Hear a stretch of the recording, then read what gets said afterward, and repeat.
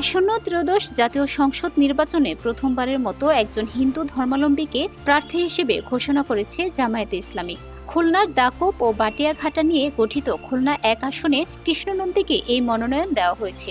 তিনি ডুমুরিয়া উপজেলা জামায়াতের হিন্দু কমিটির সভাপতি। একই সঙ্গে তিনি আওয়ামী লীগের সাবেক মন্ত্রী নারায়ণ চন্দ্রের অতি ঘনিষ্ঠ। এখন থেকে স্পাইসি ক্রিস্পি পটাটা প্রাণ পটাটা একটি স্বনির্ভর বিস্কুট। স্থানীয়রা জানান কৃষ্ণনন্দী পেশায় ব্যবসায়ী।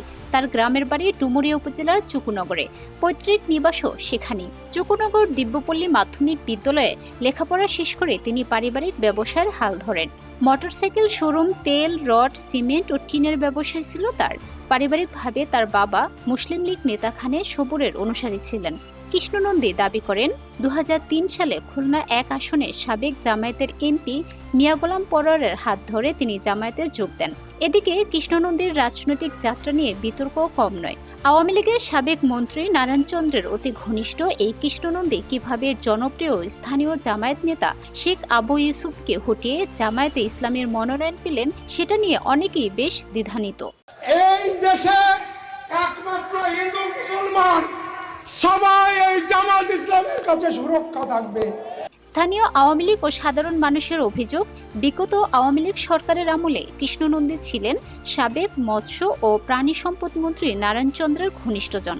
মন্ত্রীর সঙ্গে তার বিভিন্ন কর্মসূচির ছবি সামাজিক যোগাযোগ মাধ্যমে ছড়িয়ে আছে।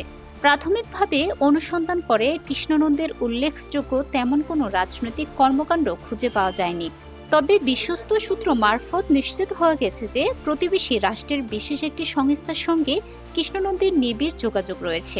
বিতর্কিত ব্যক্তিত্ব ওয়ার্ল্ড হিন্দু স্ট্রাগলের প্রতিষ্ঠাতা সভাপতি শিপন কুমার বসুর সঙ্গে কৃষ্ণ নন্দীর অত্যন্ত বন্ধুত্বপূর্ণ সম্পর্ক বিদ্যমান।